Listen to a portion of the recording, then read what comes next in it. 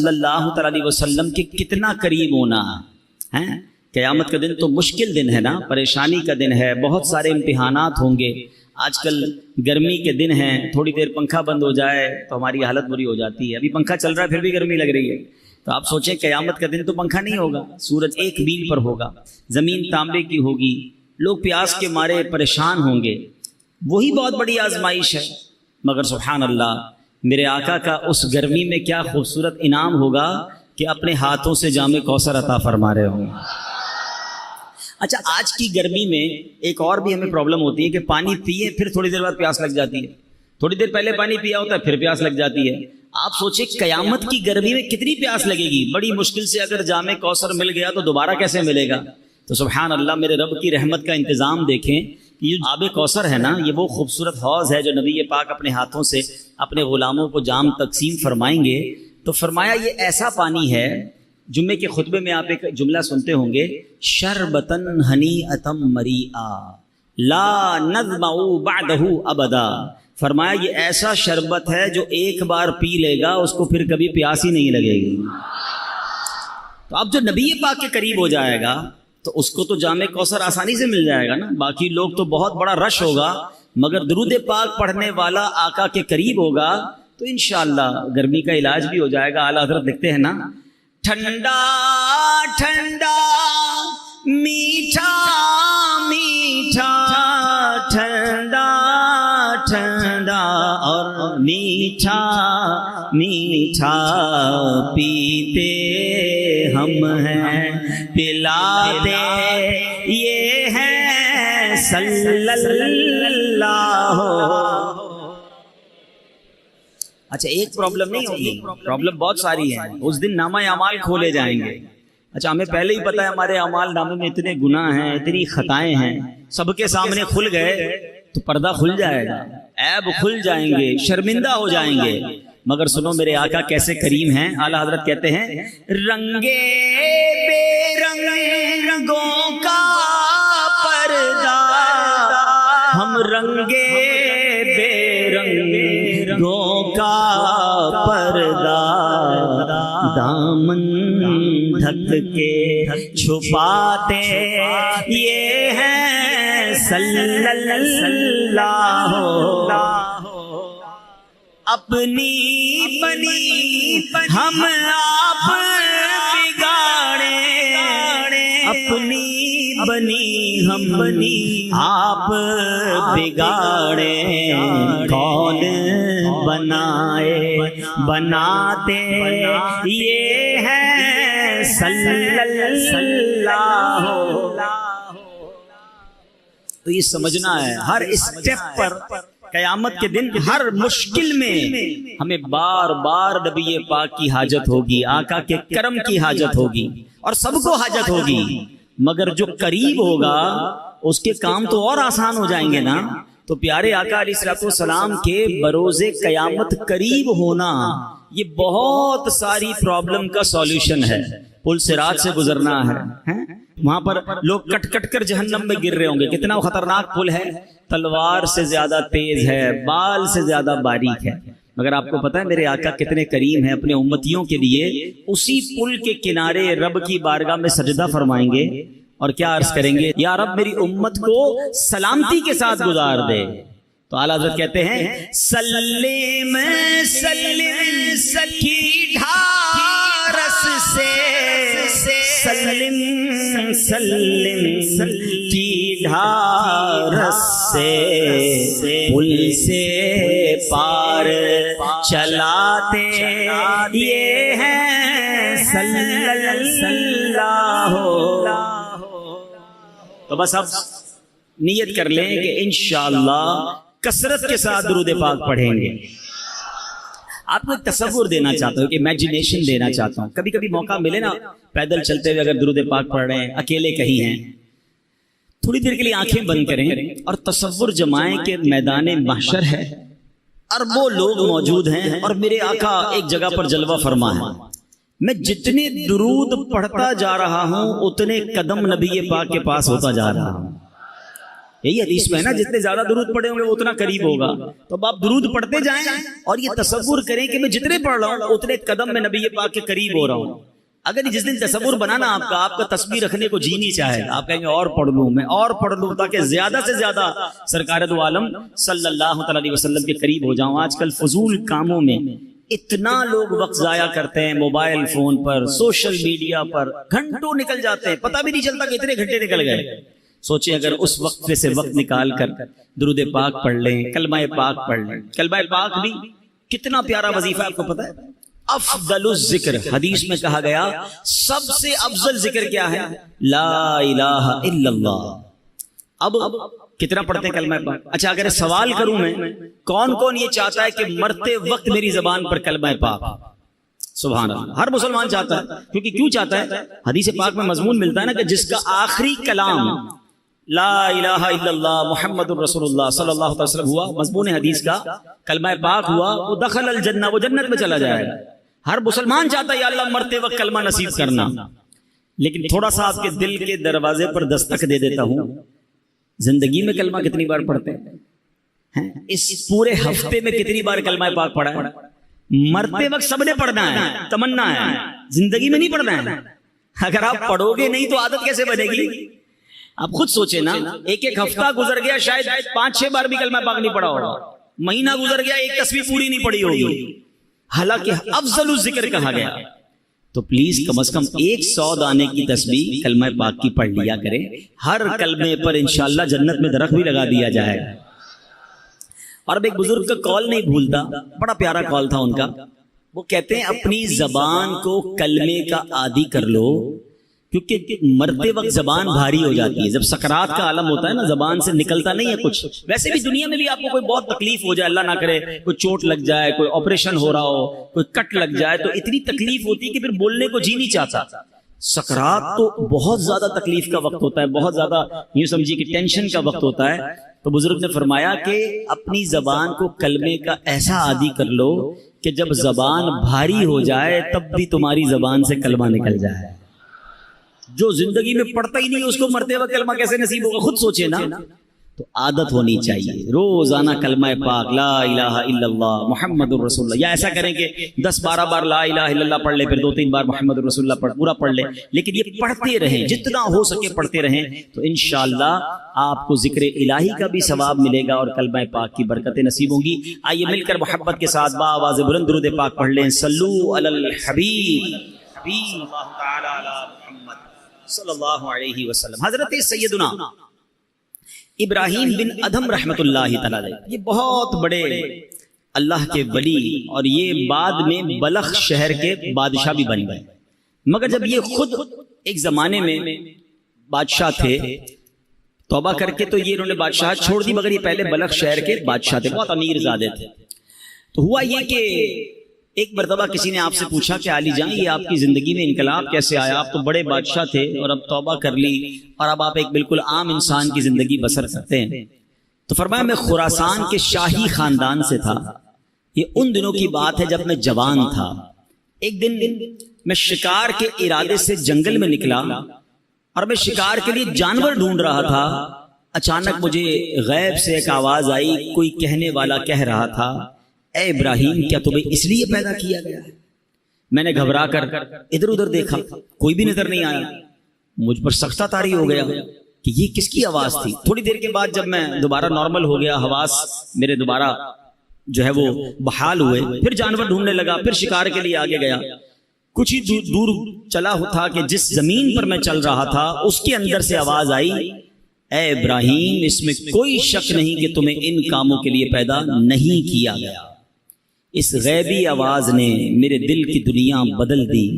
میرا ملازم جو بکریاں چرا رہا تھا اس کو میں نے اپنا قیمتی لباس دے دیا، اس کا اونی لباس میں نے خود پہنا. سب کچھ چھوڑ چھاڑ کر میں مکہ مکرمہ کی طرف چلا گیا. حضرت ابراہیم بن ادھم کی زندگی کے اور بھی بڑے پیارے واقعات ملتے ہیں کہ یہ بادشاہت چھوڑنے کے کیسے کیسے واقعات ہوئے. کہ ایک بار کیا ہوا کہ آپ فرماتے کہ میرا بڑا زبردست محل تھا. ایک شخص اندر آیا، اسٹرینجر تھا، میں جانتا نہیں تھا، کوئی ان نون آدمی تھا، مگر اندر آ کر وہ کہتا ہے کہ مجھے یہ مسافر خانہ اچھا نہیں لگا. حضرت ابراہیم بن ادم کہتے ہیں اتنا بڑا محل، اتنا بڑا بادشاہ کا محل، کہتے ہیں مسافر خانہ. کہتے ہیں حضرت آپ کو مسافر خانہ نظر آ رہا ہے، اتنا بڑا محل ہے، اتنی شاندار کمرے ہیں. تو بزرگ کہتے ہیں یہ بتاؤ تم سے پہلے یہاں کون رہتا تھا؟ کہ میرے والد رہتے تھے. کہ اس سے پہلے کون رہتا تھا؟ کہ دادا رہتے تھے. اچھا اس سے پہلے کون تھا؟ کہ پردادا رہتے تھے. تو کہ پھر بتاؤ مسافر خانہ کس کو کہتے ہیں؟ ایک آتا ہے پہلا چلا جاتا ہے، پھر اگلا آتا ہے اس سے پہلے والا چلا جاتا ہے، ایک آ رہا ہے دوسرا جا رہا ہے. مسافر خانہ نہیں تو کیا؟ کہتے یہ بات مجھے میرے دل پہ اثر کر گئی کہ واقعی جس محل کو، جس جائیداد کو، جن چیزوں کو میں سب کچھ سمجھ رہا ہوں یہ تو جانے والی ہے. اور پھر حضرت ابراہیم بن ادم رحمۃ اللہ تعالی علیہ نے یہ بات جب اپنے کے دل میں بیٹھ گئی نا تو وہ اللہ تعالیٰ کی راہ میں نکل گئے، اپنا سارا مال اللہ کی راہ میں خرچ کیا، تارک الدنیا ہو گئے. تو آپ ایک بار دریا کے کنارے بیٹھ کر گدڑی سی رہے تھے تو ایک قریبی ریاست کا بادشاہ وہاں سے گزرا. اس نے کہا اے ابراہیم اتنی بڑی بادشاہت چھوڑ دی، آج دریا کنارے بیٹھ کر اپنی رضائی خود سی رہے ہو، تمہارے آگے پیچھے تو بڑے نوکر چاکر تھے، اس سے کیا ملا تمہیں؟ حضرت ابراہیم بن ادم نے وہ جو سوئی جس سے آپ رضائی سی رہے تھے آپ نے وہ دریا میں ڈال دی اور دریا میں آواز لگائی کہ اے دریا کی مچھلیوں میری سوئی تلاش کر کے دو. جو بادشاہ تھا وہ دیکھ کر حیران ہو گیا کہ بہت ساری مچھلیاں اوپر آئیں، کسی کے منہ میں سونے کی سوئی ہے، کسی کے منہ میں چاندی کی سوئی ہے، سب ایک ایک سوئی لے کر آ گئی. آپ نے فرمایا نہیں مجھے میری سوئی چاہیے. دوبارہ ایک مچھلی گئی اور سوئی لے کر آئی. حضرت ابراہیم بن ادم نے اس بادشاہ کو دیکھ کر کہا بتاؤ تمہاری حکومت اچھی ہے یہ حکومت اچھی ہے؟ جو اللہ کے لیے قربان کرتا ہے، جو اللہ کی طرف چل پڑتا ہے، اللہ پھر مخلوق کے دلوں میں اس کی عزت ڈال دیتا ہے. اے میرے پیارے اسلامی بھائیوں، حضرت ابراہیم بن ادم رحمۃ اللہ تعالی سے جو سوال کیا گیا تھا نا، یہ بڑا اہم سوال ہے. ہم نے آج اپنے آپ سے بھی یہ سوال کرتے رہنا چاہیے. آپ سے کیا غیبی آواز آئی تھی؟ الہذا خلقتا، کیا تمہیں اس لیے پیدا کیا گیا ہے؟ اب ہم اپنے بارے میں غور کریں. ضروری تو نہیں کہ کسی کو غیبی آواز آئے، مگر اس واقعے سے ہم سب کو اپنے آپ سے بار بار پوچھنا ہے. ہم جب موبائل استعمال کرتے ہیں اور جو کچھ دیکھ رہے ہیں تو کاش دل سے یہ سوال آئے کیا میں اس کام کے لیے پیدا کیا گیا ہوں جو میں کر رہا ہوں؟ اپنے آپ سے پوچھیں نا. اسی طرح ہم کچھ پڑھ رہے ہیں، کیا پڑھ رہے ہیں؟ یہ پڑھنے سے فائدہ ہوگا یا رب ناراض ہوگا؟ یہ پڑھنے والی چیز ہے بھی کہ نہیں؟ کاش اپنے آپ سے سوال کرے کیا جو میں کر رہا ہوں اسی لیے مجھے پیدا کیا گیا ہے؟ ہم کہیں جا رہے ہیں، کس طرف جا رہے ہیں؟ نیکی کی طرف یا بری محفل کی طرف؟ شراب کھانے کی طرف، جوا کھانے کی طرف، بے حیائی کی طرف، دوستوں کے ساتھ برے کاموں کی طرف؟ کاش دل سے یہ سوال آ جائے کیا تجھے اس لیے پیدا کیا گیا جس لیے تو جا رہا ہے؟ ایک ایک چیز ہم کاروبار کر رہے ہیں، جو بھی کاروبار کر رہے ہیں اپنے آپ سے پوچھیں کیا مجھے اس لیے پیدا کیا گیا جس انداز سے میں کاروبار کر رہا ہوں؟ ہم غور کر لیں اپنے ہر عمل پر. اے میرے پیارے اسلامی بھائیوں، اگر ایسا نہیں ہے تو پھر ایسا نہ ہو کہ رب عز و جل مجھ سے ناراض ہو جائے، کہیں میں اپنی زندگی غلط یا فضول کاموں میں تو نہیں گوا رہا ہوں. شاعر لکھتے ہیں کچھ مقصد حیات ضروری ہے دوستوں، کچھ مقصد حیات ضروری ہے دوستوں، کہنا یہ دل کی بات ضروری ہے دوستوں، جو فکر آخرت میں گزاری وہ مکمل، ورنہ تو یہ حیات ادھوری ہے دوستوں. کس کام میں زندگی گزر رہی ہے؟ ایک بات یاد رکھیے، ہم میں سے کوئی یہاں 15 سال، کوئی 20 سال، کوئی 30، کوئی 50، کوئی 60 سال کا بھائی بیٹھا ہے، لیکن غور کیجئے کبھی ہم نے غور کیا، معلوم کرنے کی کوشش کی مجھے دنیا میں بھیجا کیوں گیا ہے؟ ہر چیز کے بنانے کا ایک ریزن ہے نا. آپ کے کئیوں کے سر پہ ٹوپی ہے، ٹوپی کیوں بنائی؟ سر کو ڈھانپنے کے لیے. لباس ہے کیوں بنا؟ کپڑے پہننے کے لیے. گھڑی ہے کیوں ہے؟ ٹائم بتانے کے لیے. قلم ہے کیوں بنائی؟ لکھنے کے لیے. اشرف المخلوقات بنا دیا رب نے، کس لیے؟ پتہ ہی نہیں ہے کہ میری تخلیق کا، مجھے بنانے کا مقصد کیا ہے. اور ایک اور سوال میں کرنا چاہوں گا، آپ کے جیب میں قلم ہوتی ہے، جب تک لکھتی ہے کہاں رہتی ہے؟ جیب میں، سینے کے ساتھ. لکھنا بند کر دے، ختم کر دے، پھر کہاں جاتی ہے؟ ڈسٹ بن میں. مقصد ختم ہو گیا نا، اب اس پین کا حاصل کوئی نہیں ہے. اگر میں اور آپ مقصد کے مطابق زندگی نہیں گزار رہے تو پھر کہاں جائیں گے؟ غور کیجئے نا، ایک طرف تو اشرف المخلوقات میں کہا جا رہا ہے، مگر یہی بندہ جس مقصد کے لیے سے بنایا گیا، اول تو کئیوں کو مقصد ہی نہیں پتا، اور اگر معلوم ہے تو کیا زندگی اس مقصد کے تحت گزر رہی ہے؟ اب مولانا جلال الدین رومی بہت مشہور صوفی بزرگ ہیں، فرماتے ہیں اگر تمہیں بادشاہ کسی خاص کام کے لیے بھیجے، چلے آج کی زبان میں کہہ دوں کہ آپ کا کوئی سیٹ ہے، باس ہے، کہیں آپ جاب کرتے ہیں، ٹھیک ہے نا، آپ کا افسر ہے، آپ کو کہے خاص کام ہے، فلاں کام کر کے آؤ، آپ وہ کام کرنے نکلیں اور راستے میں بہت سارے دوسرے کام کرنے لگ جائیں اور پرٹیکولرلی جس کام کے لیے بھیجا وہ کام ہی نہ کریں، تو بتائیے وہ بادشاہ جو ہے یا وہ جو باس ہے، وہ آپ کا افسر ہے، وہ خوش ہوگا یا ناراض ہوگا کہ بھیجا کس کام کے لیے تھا؟ آپ کے سر وہ اس کو چھوڑے باقی بہت سارے کر کے آیا ہوں، بھائی اس کے لیے تو بھیجا ہی نہیں تھا، جو کام کرنے بھیجا تھا ادھر گئے نہیں، وہ کیا ہی نہیں۔ اللہ اکبر۔ اب آؤ میں قرآن کی زبانی بتاتا ہوں، میں اور آپ بنائے کس لیے گئے، مجھے اور آپ کو بھیجا کس لیے گیا ہے، مقصد حیات کیا ہے ہمارا، میرا اور آپ کا۔ رب کا کلام پارہ نمبر 22 ہے، سورہ احزاب۔ اللہ کیا ارشاد فرماتا ہے، غور سے سنیے گا۔ اِنَّا عَرَضْنَا الْأَمَانَةَ عَلَى السَّمَاوَاتِ وَالْأَرْضِ وَالْجِبَالِ فَأَبَيْنَا أَن يَحْمِلْنَهَا وَأَشْفَقْنَا مِنْهَا وَحَمَلَهَا الْإِنسَانُ۔ آسان ترجمہ قرآن کنز العرفان۔ اللہ فرماتا ہے بے شک ہم نے آسمانوں اور زمین اور پہاڑوں پر امانت پیش کی، امانت پیش فرمائی تو انہوں نے اس کے اٹھانے سے انکار کیا اور اس سے ڈر گئے اور انسان نے اس امانت کو اٹھا لیا۔ یعنی ذرا غور کیجئے، آسمان، زمین، پہاڑ کیسی مضبوط اور عجیب مخلوقات ہیں، انہوں نے جس امانت کا بوجھ نہ اٹھایا وہ انسان نے اپنے ذمے لے لیا۔ اچھا پھر ہوا کیا کہ آسمانوں، زمین، پہاڑوں کو وہ عزت نہ ملی جو اللہ نے عزت انسان کو بخش دی، کیونکہ انسان کو اشرف المخلوقات فرما دیا گیا۔ لیکن اب سوال یہ، وہ امانت کیا ہے جس کو اٹھانے سے پہاڑ نے انکار کر دیا، زمین نے انکار کر دیا، ٹھیک ہے، آسمان نے انکار کر دیا؟ فرمایا وہ امانت ہے نمازیں اور ہر وہ کام جس کے کرنے پر ثواب ملے اور نہ کرنے پر گناہ ہو۔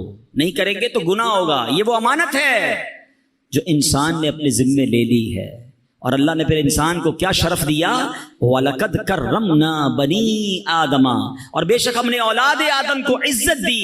مزید فرماتے ہیں اگر تم کہو میں یہ ایک کام عبادت نہیں کرتا تو نہ صحیح، اور بھی تو بہت سے کام کرتا ہوں، یاد رکھ انسان اور کاموں کے لیے دنیا میں نہیں آیا، یہ تو ایسے ہے۔ اب ذرا غور کیجئے، علماء نے بڑی پیاری مثال دی، کسی کے پاس قیمتی لوہے کی انمول تلوار ہو اور شاہی خزانوں میں ایسی تلوار ملتی ہو، کسی کو وہ تلوار مل جائے اور وہ کہے جناب میں اس تلوار سے اب گوشت کاٹا کروں گا، چھری والا کام میں اس تلوار سے لوں جو کروڑوں روپے کی تلوار ہو، میں فارغ تو نہیں کر رہا نا، اس تلوار کو استعمال تو کر رہا ہوں۔ تو عقل مند کیا کہیں گے، یہ تلوار اس لیے نہیں بنی، یہ کام تو 15-20-100 روپے کی چھری کر سکتی ہے، تم شاہی خزانے کی انمول تلوار سے پیاز کاٹ رہے ہو۔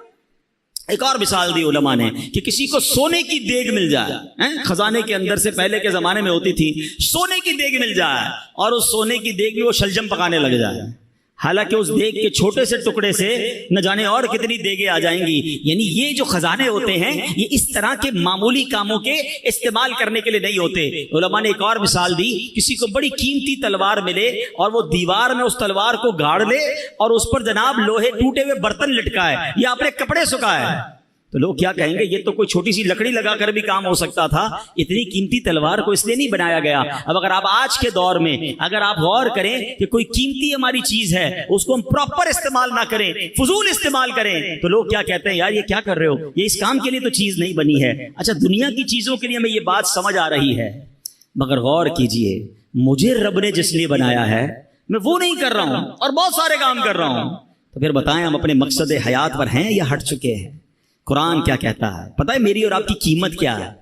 آپ کہیں گے یار آپ اتنی قیمتی تلواروں کی اور سونے کی دیگ کی مثال دے رہے ہیں، ہم تو غریب سے لوگ ہیں، ہماری کون سی قیمت ہے؟ آپ کو پتہ ہی نہیں ہماری اور آپ کی قیمت کیا ہے، اس کا قیمت بھی میری اور آپ کی قرآن ارشاد فرماتا ہے۔ سنو اے انسانوں، اے مسلمانوں، رب نے کیا شاندار تمہاری قیمت فرمائی ہے۔ اللہ فرماتا ہے ان اللہ اشترى من المؤمنین انفسهم واموالهم بان لهم الجنہ، قرآن کہتا ہے بے شک اللہ نے مسلمانوں سے ان کی جانیں اور ان کے مال اس بدلے میں خرید لیے کہ ان کے لیے جنت ہے۔ ہمارا سودا ہو چکا ہے، میری جان میرا مال یہ سب میرے رب کا ہے، اور اس کے بدلے کیا ملنا ہے؟ رب نے اس کے بدلے جنت کا مول دینا ہے۔ اب ہم دیکھیں کہ ہمیں کیا خوبصورت مول ملنے والا ہے۔ مگر ہم کر کیا رہے ہیں؟ ہم کن کاموں میں لگ گئے؟ ہم اللہ کی نافرمانی میں لگ گئے. بڑی مشہور آیت ہے, ہم سب نے کئی بار سنی ہوگی, وما خلقت الجن والانس الا لیعبدون. اللہ کیا فرماتا ہے؟ میں نے انسان اور جنات کو نہیں بنایا مگر اپنی عبادت کے لیے. یعنی اللہ نے مجھے اور آپ کو اپنی عبادت کے لیے بنایا ہے. اب عبادت چھوڑ کر ساری دنیا کے کام کر رہے ہیں. کئیوں کی نمازیں قضا ہو رہی ہیں, کوئی جناب گناہوں میں پڑا ہوا ہے, کوئی اللہ کی نافرمانی میں پڑا ہوا ہے, رب کی ناراضی والے کاموں میں پڑا ہوا ہے. کیا لوٹنا نہیں ہے؟ کیا اللہ کی بارگاہ میں جانا نہیں ہے؟ خدا را اپنے مقصد حیات سے نہ ہٹیں. یاد رکھیے میرے پیارے اسلام بھائیوں, شاعر لکھتے ہیں فرشتوں سے بہتر ہے انسان بننا, فرشتوں سے بہتر ہے انسان بننا, مگر اس میں لگتی ہے محنت زیادہ. ہاں, ایسا نہیں ہے کہ ہر انسان فرشتوں سے بہتر ہے. ہاں, یہ بات یاد رکھیے گا. دیکھیں ہمارے اندر انسان میں اور حیوان میں اور فرشتوں میں فرق کیا ہے, یہ فرق سمجھیے گا. فرشتے جو ہے نا ان میں عقل ہے مگر ان میں شہوت نہیں ہے. جانوروں میں شہوت ہے, عقل نہیں ہے. انسانوں میں عقل بھی ہے اور شہوت بھی ہے, برے برے خیالات بھی آتے ہیں. فرمایا جانور صرف اپنی شہوت پوری کرتا ہے اس لیے وہ جانور ہے. فرشتے با عقل ہیں, عبادت کرتے ہیں اس لیے وہ بڑے برتر ہیں. مگر وہ انسان جو اپنی شہوت, نفسانی خواہشات, شیطان کے وار اور گناہوں کے جو حملے ہوتے ہیں اس سے اپنے آپ کو بچا لے اور اللہ کی فرما برداری والی زندگی گزارے تو فرمایا وہ فرشتوں سے افضل ہو جاتا ہے. مگر وہ انسان جو عقل ہوتے ہوئے بھی صرف اور صرف اپنی نفسانی خواہشات, شہوات اور گناہوں کی طرف چلا جاتا ہے, اللہ کی نافرمانی کرتا ہے, فرمایا پھر وہ جانوروں سے بھی بدتر ہے. وہ انسان فرشتہ نہیں ہے یا فرشتوں سے افضل نہیں ہے, ہر انسان نہیں ہے. یہ کیٹیگری ہے انسانوں کی کہ آپ کی لائن آف ڈائریکشن کیا ہے. آپ زندگی اللہ کی فرما برداری میں گزار رہے ہیں یا آپ جانوروں سے بھی بدتر زندگی گزار رہے ہیں. شہوت پوری کرنا, جو من میں آیا وہ کرنا, وہ تو جانور بھی کرتا ہے. اگر ایک انسان مسلمان ہو کر بھی جانوروں والی زندگی گزارے تو پھر تو وہ جانوروں سے بھی بدتر ہو گیا نا. غور کیجئے میرے پیارے اسلامی بھائیوں, ایک بات یاد رکھیے گا, یہ دنیا آخرت کی کھیتی ہے. ہم اس دنیا میں دنیا نہیں بلکہ آخرت کمانے آئے ہیں. ہم دنیا میں اس لیے ہیں تاکہ آخرت کی بہتریاں کما سکیں, یہاں نیک کام کریں, اللہ پاک کی رضا والے کام بجا لائیں, جنت میں لے جانے والے کام کریں. اللہ اکبر. اگر اس دنیا میں صرف مال بنانا, گھر بنانا, گاڑیاں لینا, بینک بیلنس بنانا, کاروبار چمکانا, اپنی باڈی کو باڈی بلڈنگ کرنا, اگر یہی کرتے رہے, یہ جناب بہرحال غریب تھے, کچھ حاصل بھی نہ کر پائے لیکن اس کے خواب سجاتے میں ہی زندگی گزار دی, مگر جنت میں جانے والے کام نہ کیے اور آخرت کے لیے کچھ ذخیرہ نہ کیا, ہم اپنی زندگی کا سمجھ لیں مقصد پورا نہیں کیا. حضرت عیسیٰ علیہ السلام نے ایک دن لوگوں کو فرمایا, تم بھی عجیب لوگ ہو, دنیا کے لیے بھاگ دوڑ کرتے ہو جبکہ اس کے بغیر بھی تمہیں رزق دیا جاتا ہے, کیونکہ اللہ پاک نے رزق کا وعدہ کیا ہے. صبح سے شام ہم کیا بھاگ دوڑ کر رہے ہیں, کسی طرح ہمارا جاب ہے, کاروبار ہے, فکریں ہیں کہ دنیا کا معاملہ ٹھیک ہو جائے. حضرت عیسیٰ فرما رہے ہیں دنیا کے لیے بھاگ دوڑ کرتے ہو حالانکہ اس کے بغیر بھی تمہیں رزق دے دیا جاتا ہے, کیونکہ رزق لکھا ہوا ہے اور اللہ نے دینے کا وعدہ کیا ہے. فرمایا آخرت کی فکر نہیں کرتے جبکہ آخرت کی نعمتیں بغیر محنت کے نہیں دی جاتی ہیں. یعنی جس کی ٹینشن لینی چاہیے تھی نا وہ ٹینشن نہیں ہے. ہمیں بھی کئی لوگ ملتے ہیں, پرچی بھی دیتے ہیں, دعا کر دیں کاروبار میں برکت ہو جائے, دعا کر دیں فلاں مسئلہ حل ہو جائے. بہت کم لوگ ایسے ملتے ہیں جو یہ کہیں کہ دعا کریں مغفرت ہو جائے, دعا کریں اللہ راضی ہو جائے. خود اپنی دعاؤں کو بھی تو چیک کریں نا کہ میں اور آپ ہر نماز کے بعد یا جب بھی, اللہ کرے ہر نمازیں بھی سارے پڑھیں, لیکن جب بھی دعا کرتے ہیں تو آخرت کہاں ہے؟ آخرت مانگنا ہی چھوڑ دی لوگوں نے, دنیا کی فکریں زیادہ ہو گئی. نہیں میرے پیارے اسلامی بھائی, زیادہ فکر, زیادہ محنت, زیادہ کوشش ہم نے اپنی آخرت کے لیے کرنی ہے. دنیا تھوڑا سا ٹائم ہے, 60 سال 50 سال 70 سال, اور کتنا جئیں گے, ادھر پتہ نہیں کب تک رہنا ہے. نہ ختم ہونے والی آخرت ہے مگر اس کی لوگوں کو ٹینشن نہیں ہے. اے میرے پیارے اسلامی بھائیوں, کاش ہمیں اپنی جس طرح دنیا کی پلاننگز کرتے ہیں ہم آخرت کی پلاننگ کرنے والے بن جائیں. حضرت سفیان ثوری رحمۃ اللہ تعالی علیہ کمال کا جملہ کہتے ہیں نا, بڑوں کی باتیں بھی بڑی ہوتی. ایک جملہ ہے مگر ایسا لگتا ہے کہ پورا فلسفہ بیان کر دیا ہے. وہ کہتے ہیں لوگ سوئے ہوئے ہیں, جب انہیں موت آئے گی تو بیدار ہو جائیں گے. اصل آنکھ پتہ ہے کب کھلے گی؟ مرنے کے بعد. ہم جب انسان دنیا سے جاتا ہے نا تو رشتہ دار پتہ کیا کہتے ہیں کہ میت نے پیچھے کیا چھوڑا ہے، فرشتے پتہ کیا کہتے ہیں میت نے آگے کیا بھیجا ہے۔ اصل مرنے کے بعد پتہ چلے گا کہ اصل دنیا تو وہ تھی، میں نے آخرت کے لیے کیا تیاری کی۔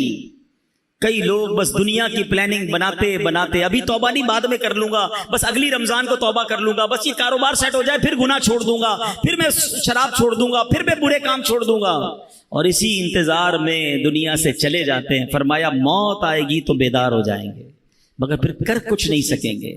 اے میرے پیارے اسلامی بھائیو، اللہ کریم قرآن مجید میں ارشاد فرماتا ہے وَابْتَغِ فِي مَا آتَاكَ اللَّهُ الدَّارَ الْآخِرَةَ، اور جو مال تجھے اللہ نے دیا ہے اس کے ذریعے آخرت کا گھر طلب کر۔ کتنی پیاری بات ہے، جو کچھ اللہ پاک نے عطا کیا ہے اس سے کیا طلب کرنا ہے؟ آخرت طلب کرنی ہے۔ اب اللہ نے کیا دیا ہے؟ ہاتھ دیے ہیں، ان ہاتھوں سے کیا حاصل کرنا ہے؟ آخرت حاصل کرنی ہے، مگر ان ہاتھوں سے گناہ کر کے اللہ کو ناراض کر رہے ہیں۔ اللہ نے آنکھیں دی ہیں، ان آنکھوں سے اللہ کو راضی کر کے اچھے کام کر کے آخرت طلب کرنی ہے، مگر یہی آنکھیں حرام دیکھ کر اللہ کو ناراضی والے کام کیے جا رہے ہیں۔ یہ کان اللہ نے دیے ہیں، ان کانوں سے تلاوت سن کر اچھی باتیں سن کر آخرت طلب کرنی ہے، مگر ان کانوں سے ہم اللہ کو ناراض کر کے کر کے آخرت برباد کر رہے ہیں۔ غور کرتے جائیں، جو کچھ رب نے دیا، قرآن کیا کہہ رہا ہے؟ جو اللہ نے دیا ہے اس سے آخرت طلب کرو، مگر مجھے اور آپ کو جو رب نے دیا، چاہے وہ دولت دی، صحت دی، طاقت دی، اولاد دی، مرتبہ دیا، شہرت دی، جو کچھ دیا وہ رب نے دیا، مگر کیا میں اس سے آخرت طلب کر رہا ہوں یا رب ہی کو ناراض کر رہا ہوں؟ بڑی عجیب کیفیت ہے۔ اے میرے پیارے اسلامی بھائیوں، حضرت سہل بن عبداللہ تستری رحمۃ اللہ تعالی علیہ بہت بڑے اللہ کے ولی ہیں۔ ان کی عادت کریمہ تھی اللہ کی راہ میں بہت خرچ کیا کرتے تھے، جو ہاتھ میں آتا اللہ کی راہ میں دے دیتے۔ تو ان کے گھر والوں کو لگا کہ یہ اتنا خرچ کرتے ہیں تو ایسا نہ ہو سارے ہی خرچ کر دیں، کچھ بچے ہی نہ ان کے پاس۔ تو حضرت عبداللہ ابن مبارک کے پاس گئے کہ حضور ان کو کہیں کہ اتنا خرچ نہ کریں، غریب ہو جائیں گے، خرچ کریں اللہ کی راہ میں مگر اتنا تو خرچ نہ کریں۔ تو عبداللہ ابن مبارک نے ان کو کہا کہ مجھے تمہارے گھر والوں کا پیغام آیا ہے کہ تھوڑا ہلکا ہاتھ رکھو، اتنا اللہ کی راہ میں جو آتا ہے خرچ کر دیتے ہو۔ تو حضرت عبداللہ تستری رحمۃ اللہ تعالی علیہ نے بڑا کمال کا سوال کیا سہل بن عبداللہ تستری نے کہ حضور ایک بات بتائیں، ایک بندے کا ایک مکان ہو، اس کو چھوڑ کے دوسرے مکان میں اس کو شفٹ ہونا ہو، تو کیا پچھلے مکان میں کچھ چھوڑتا ہے وہ، یہ سارا کچھ نکال کے آگے لے جاتا ہے؟ تو فرمایا واقعی مکان شفٹ کرنا ہو تو پہلا مکان تو پورا ہی خالی کر کے جاتا ہے۔ کہ حضرت بس میرا اگلے مکان میں شفٹنگ کا ٹائم آنے والا ہے، میرا آخرت کا سفر قریب ہے، تو میں یہاں کیوں چھوڑ کے جاؤں؟ میں آخرت کے لیے تیاری کر رہا ہوں، میں اگلے مکان کو سجا رہا ہوں۔ اب آپ بھی ذرا غور کریں، کسی کا کرائے کا گھر ہو یا اپنا گھر ہو، چھوڑ کے اگلے گھر میں شفٹ ہونا ہو تو ایک ایک چیز یہاں سے نکال کے لوگ ادھر لے جاتے ہیں۔ بعض اوقات تو وہ بھی لے جاتے جو نکالنے کا عرف نہیں ہوتا، اگلا آ کے پریشان ہوتا ہے یار پورا گھر ہی خالی کر گئے، یار یہ بھی لے جاؤں وہ بھی لے جاؤں، بس نہیں چلتا ورنہ ٹائلیں بھی نکال کے لے جائیں، میرا ہے نا لے جاؤں آگے، کیونکہ رہنا آگے ہے، اب اس گھر میں نہیں رہنا۔ کاش یہ بات سمجھ آ جائے کہ اس دنیا میں مجھے رہنا نہیں ہے، مجھے اگلی دنیا میں جانا ہے، میرا سفر آگے کا ہے، مگر آگے کی کیا تیاری ہے، اللہ کرے یہ بات سمجھ آ جائے۔ اسی طرح کا ایک واقعہ کہ کس طرح عقل مند لوگ اپنی اگلے سفر کی تیاری کرتے ہیں، اس واقعے سے مزید سمجھ آئے گا۔ ایک شہر میں ایک عجیب سا عرف تھا، عجیب سا اس کا ایک اصول تھا کہ ہر سال وہ اپنا ایک بادشاہ چنتے تھے، مگر اس کا طریقہ یہ تھا کہ جو پہلا دن سال کا ہوتا تھا، شہر کے دروازے میں جو سب سے پہلا بندہ داخل ہوتا تھا ارلی ان دا مارننگ، صبح اس کو پکڑتے تھے اور اپنا بادشاہ بنا دیتے۔ تو ایک اجنبی سا شخص تھا، وہ اس کو پتہ بھی نہیں تھا، وہ شہر میں صبح داخل ہوا، شہر والوں نے پکڑ لیا، مبارک ہو مبارک ہو، اس کو ہار وغیرہ پہنایا، کہ خیریت تو ہے؟ کہ آپ کو مبارک ہو، آپ ہمارے بادشاہ بن گئے۔ تو کیوں بادشاہ بن گیا؟ کہ ہمارا اصول ہے جو سال کے پہلے دن سب سے پہلے شہر میں داخل ہوتا ہے وہ بادشاہ۔ اچھا تو کتنے ٹائم کے لیے بادشاہ؟ کا 1 سال کے لیے۔ وہ تھا بڑا عقل مند آدمی، کہتا ہے 1 سال کے لیے؟ کہاں؟ کہ پہلے جو مجھ سے پہلے بادشاہ تھے وہ سارے کہاں گئے؟ کہ وہ 1 سال حکومت کرتے ہیں، پھر ہم ان کو ایک جنگل میں جا کے پھینک کے آ جاتے ہیں، اور اس جنگل کے اندر وہ بھوکا پیاسا مر جاتا ہے، اگر بھوکا پیاسا نہیں مرتا تو سانپ بچھو کھا جاتے ہیں۔ اس نے کہا اچھا۔ اب اس نے بڑی عقل بندی کی، اس نے پہلے تو پورے شہر والوں کے کام بڑے اچھے کیے، ان کے مسائل حل کیے، اور پھر غیر محسوس انداز میں اس نے اس شہر سے اس جنگل تک کا روڈ بنوایا۔ اچھا روڈ بن گیا تو وہاں اس نے لوگوں کو بسانا شروع کیا، آہستہ آہستہ کھانے پینے کی دکانیں بھی وہاں لگا دی۔ اب جب سال پورا ہوا تو لوگوں کو کہا ٹھیک ہے بھائی میرا ٹائم پورا ہو گیا، مجھے بھی اسی جنگل میں چھوڑ کے آ جاؤ۔ تو جو شہر کے بڑے لوگ تھے انہوں نے کہا آپ بڑے سمجھدار ہیں، آپ نے اس جنگل بیابان کو بھی شہر بنا دیا, ادھر بھی جناب اتنی رونق کر دی کہ ہم آپ کو ادھر بھی لے کے جائیں گے تو آپ کو کوئی پرابلم نہیں ہوگی. ہمیں ایسے ہی عقل مند بادشاہ کی ضرورت تھی, اب ہم سب نے مل کر فیصلہ کیا ہے آپ ہی ہمارے بادشاہ رہیں گے. اب بظاہر تو یہ واقعہ ہے, مگر کیا مجھے اور آپ کو ایک شہر میں نہیں جانا ہے؟ مجھے اور آپ کو ایک اور دنیا میں نہیں جانا ہے جہاں سانپ اور بچھو بھی ہو سکتے ہیں؟ اللہ ناراض ہوا تو قبر میں سانپ اور بچھو بھی تو ہو سکتے ہیں نا. جہنم کی آگ اور جہنم کا عذاب کتنا خطرناک ہے, مگر ہم میں سے کون ہے جو اس جہان کو, آخرت کے معاملات کو آسان کرنے کے لیے یہاں سوچ رہا ہے کہ یار یہیں رہ کر میں آخرت بہتر کر لوں. ایک اور واقعہ میں نے پہلے بھی بیانات میں سنایا ہے کہ ایک ملک تھا, یہ بھی حکایت ہے ایکچولی, یہ اس طرح کی حکایتیں چوٹ کرنے کے لیے ہوتی ہیں کہ ایک ملک میں ایک مقابلہ کروایا گیا کہ اس پورے ملک میں سب سے بڑا بے وقوف کون ہے. اب ہے نا بڑی عجیب بات, بے وقوفوں کا مقابلہ کون کرتا ہے؟ بہرحال مقابلہ ہوا, وزیروں نے سلیکٹ کیا کہ بادشاہ سلامت ہم نے جان لیا ہے کہ یہ بندہ سب سے بڑا بے وقوف ہے. چیک کر لیا, اس کو اس نے اپنی سونے چاندی کی خوبصورت سی مالا ہار پہنایا اور اس کو گھر بھیج دی. وہ بندہ بڑا خوش گھر آ گیا. تھوڑے دنوں بعد اس کو کسی نے بتایا کہ بادشاہ سلامت بڑے بیمار ہو گئے ہیں. اچھا چلو میں جا کے ملتا ہوں بادشاہ سلامت سے. بادشاہ کے پاس گیا, کہا بادشاہ سلامت کیسے ہیں آپ, ٹھیک ہیں؟ تو کہا بس اب تو آخری لمحات ہیں, یہ دنیا چھوڑ کر جا رہا ہوں. کہتے ہیں اچھا بادشاہ سلامت کہیں اور جا رہے ہیں؟ تھا تو بے وقوف نا. کہاں بس اب یہ دنیا, یہ جہان چھوڑ کر اگلے جہان میں جا رہا ہوں.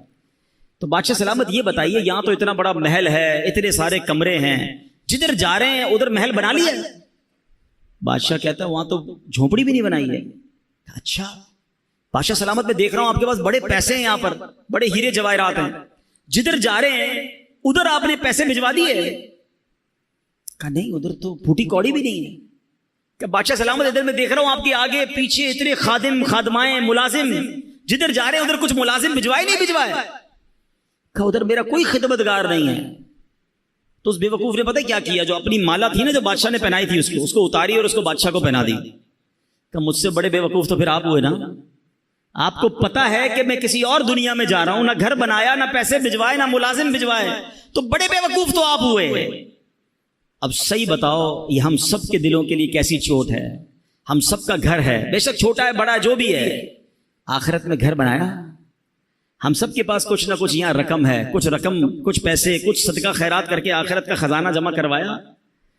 صرف پیسوں سے نہیں, سجدوں کے ذریعے, تلاوت کے ذریعے, ذکر و اذکار کے ذریعے, اللہ کی رضا کے ذریعے کچھ آگے کی راحتیں جمع کی. نوبڈی کیئر, کوئی بات بھی نہیں کرتا مرنے کے بعد کی. جو بات کرنی ہے دنیا کی, جو پلاننگ کرنی ہے دنیا کی. پتہ ہے شیطان نے ہمارے ساتھ ایک گیم کی ہے, ہمیں موت کی بات کرنے نہیں دیتا ہے. ہو سکتا ہے ابھی بھی جو بات کر رہا ہوں نا کسی کے دل میں خیال آ رہا ہوگا یار یہ مولانا صاحب کیا مرنے کی باتیں کر رہے ہیں, آخرت کی باتیں کر رہے ہیں, قبر کی باتیں کر رہے ہیں. بھائی یار دنیا کی بات کرو. کمال ہے یار, میں بات نہیں کروں گا تو آپ مرنے سے بچ جاؤ گے. کیا جنازے اٹھتے نہیں دیکھ رہے؟ اچھا کیا 70-80 سال کے بعد ہی لوگ مر رہے ہیں؟ 15 سال 20 سال 22 سال کے نوجوان بھی دنیا سے جا رہے ہیں. ہماری میری آپ کی باری کب آ جائے ہمیں پتہ ہی نہیں ہے. تو ہم کس چیز کے انتظار میں ہیں؟ ہم کیوں تیاری نہیں کر رہے؟ تو اے میرے پیارے اسلامی بھائیوں, آج کے اس بیان میں یہ سوچئے کہ مجھے اور آپ کو مرنا ہے. یہ حقیقت ہے, اس سے جی چرایا نہیں جا سکتا. اور وہ زندگی کی تیاری, آخرت کی تیاری مجھے اور آپ کو دنیا میں کرنی ہے. کاش ہمیں یہ بات سمجھ آ جائے کہ خالی ہاتھ لے کر, خالی نامہ اعمال لے کر اگر ہم اللہ کی بارگاہ میں گئے تو پھر کیا جواب دیں گے. اے میرے پیارے اسلامی بھائیوں, آپ کو پتہ ہے کہ جمعے کے خطبے میں ایک بڑی خوبصورت حدیث سنائی جاتی ہے, اور اس حدیث میں بار بار بات یہ کہ ہم سنتے تو ہیں مگر اس کا ترجمہ معلوم نہیں کرتے. اگر معلوم کر لیں, سمجھیں تو کتنے خوبصورت میسیجز ہوتے ہیں. اللہ کے حبیب علیہ الصلوۃ والسلام فرماتے ہیں البر لا یبلا والذنب لا ينسى والدیان لا يموت اعمل ما شئت كما تدین تدان. کچھ یاد آ رہا ہے؟ ایسے الفاظ کانوں میں آتے ہیں نا, آتے تو ہیں, ہم تو اس وقت اپنی دکان کا حساب کر رہے ہوتے ہیں, ہمارا تو دھیان کہیں اور ہوتا ہے. ہر جمعے یہ تقریباً حدیث خطبوں میں سنائی جاتی ہے. کیا کمال کی حدیث ہے. البر لا یبلا, نیکی پرانی نہیں ہوتی. والذنب لا ينسى, گناہ بھلایا نہیں جاتا. والدیان لا يموت, جس رب نے انصاف کر رہا ہے اس کو موت نہیں آنی. اعمل ما شئت كما تدین تدان, کر لے جو کرنا ہے, جیسی کرے گا ویسی بھرے گا. ہے نا حدیث سمجھانے والی. کہ نیکی پرانی نہیں ہوگی, نیکیاں کرتے رہیے. اچھا گناہ کر کے ہم بھول جاتے ہیں, مگر ہم بھول گئے, کہیں لکھے گئے ہیں, کہیں موجود ہیں, ہمارے نامہ اعمال میں موجود ہیں. ہمارا معاملہ ہی الٹا ہے. ہمارے بزرگان دین ایک زندگی میں غلطی ہو جاتی, ساری زندگی اسے یاد کر کے روتے. ہمارے ہزاروں گناہ ہیں, ہمیں یاد ہی نہیں ہیں, ہمیں اپنی نیکیاں یاد ہیں. کبھی کبھی جناب تہجد پڑھ لیں تو ایسا لگتا ہے میں تو پکا ہی جنتی ہو گیا, آج تو 5 ٹائم جماعت سے نماز پڑھی ہے, کمال ہو گیا. ایک نیکی کر کر پھولے نہیں سماتے, ہزاروں گناہ کیے وہ بھول گئے. یاد رکھیے گا حدیث کے الفاظ ہے, گناہ بھلایا نہیں جاتا, توبہ کرنی ہوگی, اللہ کو راضی کرنا ہوگا. اور اگلا جو پارٹ ہے نا, اعمل ما شئت کما, کر لے جو کرنا ہے, تدین و تدان, کیا ہوگا جیسی کرے گا ویسی بھرے گا. کبھی آپ نے دیکھا ہے کہ کوئی بندہ اپنے گھر میں آم کا پودا لگائے اور لوگوں سے کہ حضرت دعا کر دے سیب نکل آیا ہے, تو لوگ کیا کہیں گے, بھائی پودا آم کا لگایا, نکلنا بھی آم ہی ہے, وہ بھی دعا کرو, نکلا ہے کراچی میں تو وہ بھی نہیں نکلتا, شجرکاری کیا کرو بھائی, ٹھیک ہے نا. لیکن آم کے پودے میں سیب نہیں نکلتا, یہ سمجھ آتا ہے. گناہوں والی زندگی کے بعد جنت کی امید رکھ کے بیٹھے, کام اللہ کو ناراض کرنے والے کرنے ہیں, نمازیں ہماری قضا ہو رہی ہیں, اور ہم امید لگائے بیٹھے ہیں کہ قبر جنت کا باغ بنے گی. خود سوچے نا, کریں گے جیسی ویسی بھریں گے نا, جیسا بوئیں گے ویسا کاٹیں گے. تو آج ہمیں یہ پتا چلا قرآن و حدیث کی روشنی میں کہ مجھے اور آپ کو بنایا کیوں گیا ہے, میری اور آپ کی پیدائش کا مقصد کیا ہے. ایک امانت ہے جو انسان نے قبول کی ہے, ایکسپٹ کی ہے, اور وہ اللہ کو راضی کرنے والے کام ہیں, وہ نمازیں ہیں, وہ عبادتیں ہیں, وہ حرام کاموں سے بچنا ہے. تو اے میرے پیارے اسلامی بھائیوں, کاش ہم یہ بات سمجھ جائیں. نبی پاک علیہ الصلوۃ والسلام کی حدیث پاک ہے, فرمایا حیرت ہے, انتہائی حیرت ہے اس پر جو ہمیشہ کے گھر کو مانتا ہے پھر بھی دھوکے کے گھر یعنی دنیا کے گھر کے لیے محنتوں میں مصروف ہے. معلوم ہے کہ حقیقت والا گھر دوسرا ہے, مگر یہ دنیا کے گھر اور یہی کے لیے مصروف ہے. پیارے آقا فرماتے حیرت ہے اس کے لیے. کاش یہ بات ہمیں سمجھ آ جائے. اے میرے پیارے اسلامی بھائیوں, تو آئیے نیکوکار بن جائیے. اتنی ساری روایتیں, واقعات, سب کچھ ہمیں جھنجھوڑ کر کہہ رہے ہیں کہ اے بندے, یہ دنیا آخرت کے لیے وقف ہے, دنیا آخرت کی کھیتی ہے, آج جو بوئے گا وہی آخرت میں کاٹے گا. ہمیں چاہیے کہ آج اور ابھی سے اپنی زندگی کے مقصد کو سمجھیں, اپنی زندگی کو اس عارضی فانی چند روزہ دنیا کے لیے نہیں بلکہ آخرت کے لیے وقف کر دیں. دنیا میں رہ کر دنیا نہیں بلکہ آخرت کمانے کا سلسلہ شروع کر دیں. کیا خوبصورت اشعار امیر اہل سنت ہمیں ایک طرح سے جھنجھوڑتے ہوئے بھی کہہ رہے ہیں کہ دل سے میرے دنیا کی محبت نہیں جاتی, دل سے میرے دنیا کی محبت نہیں جاتی, سرکار گناہوں کی بھی عادت نہیں جاتی, دن رات مسلسل ہے گناہوں کا تسلسل, آقا کچھ تم ہی کرو نا, یہ نحوست نہیں جاتی. گو پیش نظر قبر کا پرہول گھڑا ہے, افسوس مگر پھر بھی یہ غفلت نہیں جاتی.